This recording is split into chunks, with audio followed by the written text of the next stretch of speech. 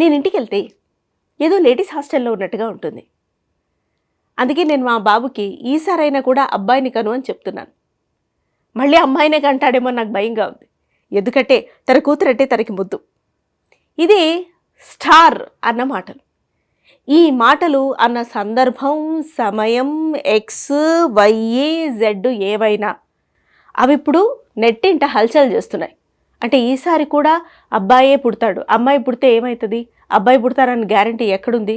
కొడుకులు మాత్రమే వారసులా? కూతుర్లు వారసులు కారా? వాళ్ళ ఇంట్లోనే వాళ్ళ కోడలు ఆవిడ ఎంత సక్సెస్ఫుల్. ఏ వారసత్వాన్ని ఆవిడ కంటిన్యూ చేయట్లేదా? కొడుకు పుడితేనే వారసత్వాన్ని ముందుకు తీసుకెళ్తారా? ఇట్లాంటి ఆలోచనలు మారినంత వరకు సమాజం ఎలా ముందుకెళ్తుంది? అయినా సమాజాన్ని నిర్దేశించి శాసించి సమాజం పట్ల తన ప్రతి మాట యొక్క ప్రభావం చూపించే వ్యక్తి ఇలా మాట్లాడితే ఇంకా మన మైండ్ సెట్స్ ఎప్పుడు బాగుపడతాయి? ఇట్లాంటి వాదనలు వినిపిస్తున్నాయి. ఏది ఏమైనా చాలా ఆలోచించి 1కి 100 సార్లు మాట్లాడాల్సిన పరిస్థితి వచ్చింది.